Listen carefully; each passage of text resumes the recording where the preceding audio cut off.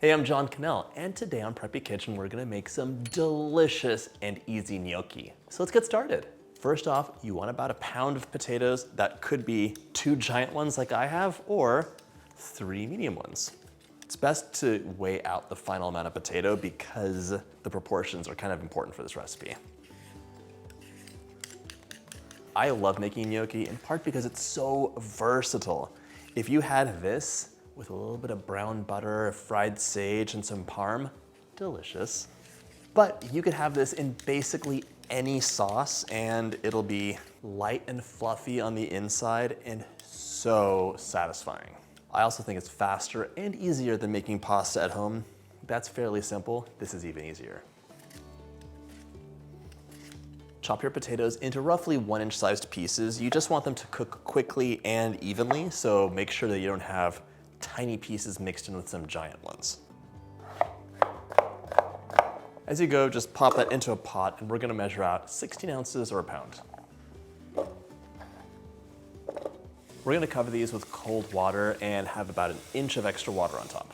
We're gonna pop this onto medium-high heat and bring it to a boil, then cook for 5 to 10 minutes or until your potatoes are fork tender. So in case you haven't had them before, gnocchi are Italian dumplings and there's 2 kinds. They're potato gnocchi, made with potatoes, egg, and flour, very easy. And then there's ricotta gnocchi, where ricotta is subbed in for the potato.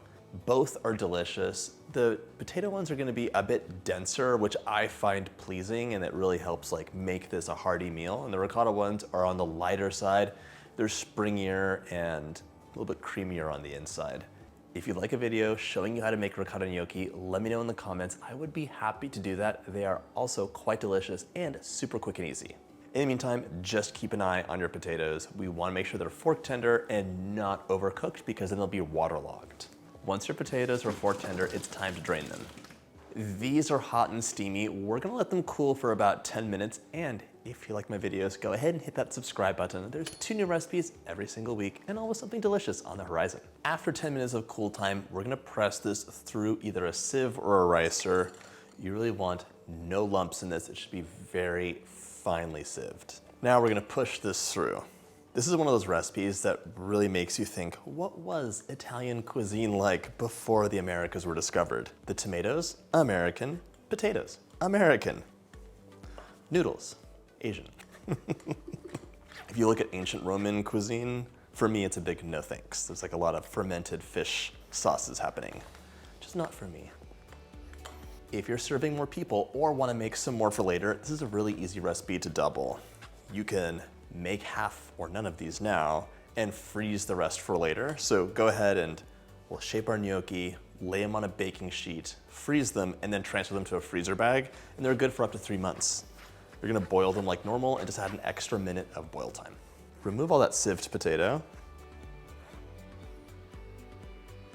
These are still a bit warm. We're gonna let our potatoes cool completely before we go on to the next step. To our cooled potatoes, we're gonna add 2 cups or 240 grams of all-purpose flour, along with 2 large eggs. The eggs will bind everything together. And 2. So these aren't completely bland, we're gonna add a teaspoon of salt. Our scale's done. Now we're gonna use a fork and knead this together until a shaggy dough forms. Let's break those eggs up first. This is a really fun step for kids. Your mixture is gonna come together pretty quickly, and you can see right now it's pretty shaggy, but I have some big pockets of flour. So let's just continue for a few seconds longer. So use that fork to kind of scrape the bottom of the bowl and give it a good mix. I have a shaggy mixture. I want it to look much better though, so I'm gonna knead this in the bowl. It's gonna get a bit messy, but that's totally fine. This comes together so quickly. And we're gonna knead this together until a nice ball forms. It's come together. I'm going to lightly sprinkle my countertop with flour. Lightly flour your hands too. And now we're just gonna knead this together. The problem is when you're mixing it in the bowl, if your hand gets really sticky at the beginning, it's not gonna ever come clean. So we wanna test the consistency of our dough mixture. And right now it's looking nice and smooth and it's not super sticky anymore. That looks great. It's time to divide this into 6 equal pieces, and we need to keep everything covered that we're not working with. So we'll divide it, cover the rest, and work portion by portion. Divide it up. It does not have to be perfect. We're gonna cover our 5 pieces of dough with plastic wrap. The piece we're working on gets rolled into a 1/2 inch thick log. So roll this into a nice evenish rope, and you have a couple choices on how to finish them off. It's really about how rustic you want this to be. Like, is it a weeknight meal at home? Is this gonna be for a fancy dinner party, or do you just love beautiful things and you want your pasta to look perfect? Now we're gonna cut these into 3/4 inch pieces.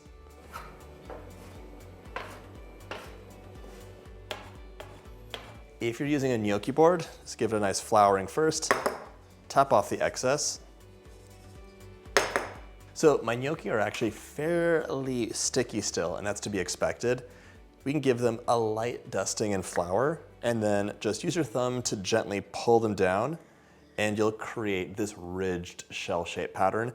The only purpose here is really to give you more grooves for whatever sauce you're using to hold onto. So if it's browned butter and parm, be really clinging onto all that surface area. Same if it's a red sauce, pesto, anything. As you work, your gnocchi are gonna cool completely on a rimmed baking sheet lined with parchment paper, and you'll wanna flour this lightly as well, so nothing sticks. Continue that process, lightly flouring your gnocchi, pulling them down the board, and placing them onto your baking sheet. Continue working until all your gnocchi are gone. This is really the easiest way. If you wanna use a fork, it's really simple too though. Lightly flour your gnocchi again, and you're gonna gently pull on the back of the fork. And you'll get a similar set of ridges. Just don't press too hard, otherwise your gnocchi will disintegrate. They're fairly delicate. When you're making a recipe like this, you wanna have as little flour as possible to hold things together. And we're doing that, but the trade-off is they're less dense and you have to be a bit more delicate with them.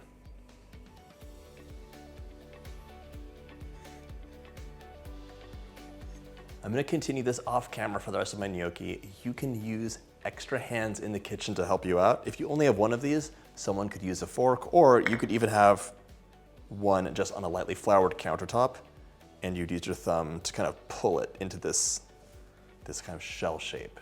Still be delicious, it just won't hold onto the sauce quite as well. Once your gnocchi are all rolled up, we're gonna bring a big pot of water to a boil, add 2 teaspoons of salt, and cook our gnocchi a handful at a time. These are gonna cook for 3 to 4 minutes until they float, and you're just gonna cook them up in batches. Once they float, we're gonna transfer them to a bowl and continue cooking until they're all done. Remember, if you froze these, they just need 1 extra minute of boil time.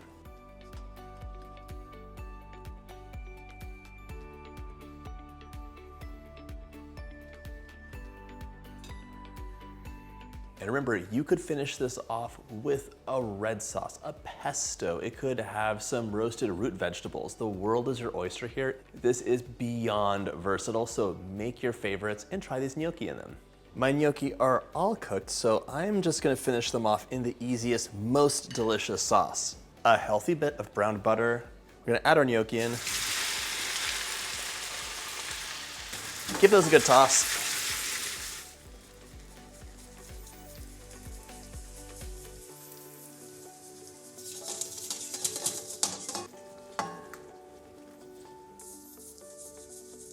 Finish it off with a cloud of freshly grated Parmesan and some fresh basil or fried sage, and just like that, you're ready to enjoy.